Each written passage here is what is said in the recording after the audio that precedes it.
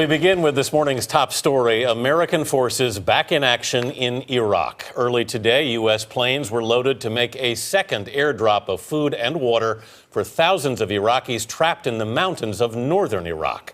And on Friday, U.S. planes struck in northern Iraq against the Islamic militants known as ISIS. All of this is happening near the city of Erbil.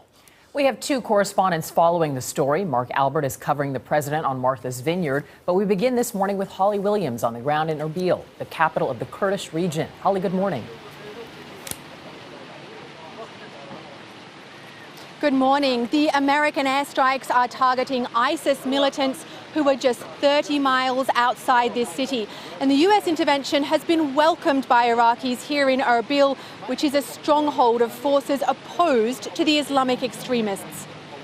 American FA-18 fighter jets are flying over Iraq again, striking back against ISIS. U.S. planes are also dropping food and water to Iraqis forced from their homes and left stranded and starving by the militants. The Islamic extremists, who say they've established their own state, swept across northern Iraq 2 months ago, seizing Mosul, the country's second biggest city.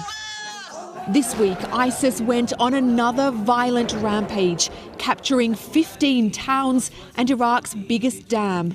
Fighting against the militants on the ground are soldiers from Kurdistan, an autonomous region in northeastern Iraq. Many of them were trained by the US military, but this week they were forced to retreat.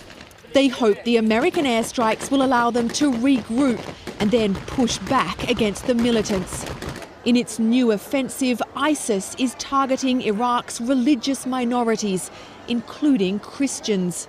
Thousands of them have fled their homes after being given a choice by the extremists: convert to Islam, leave, or face death.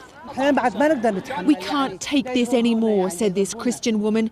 We don't want to die, we want to live, and we don't want them to take our land. That's our right. The Iraqi government says hundreds of young women from another religious minority, the Yazidis, have been captured by ISIS and are now being held by the militants in the city of Mosul.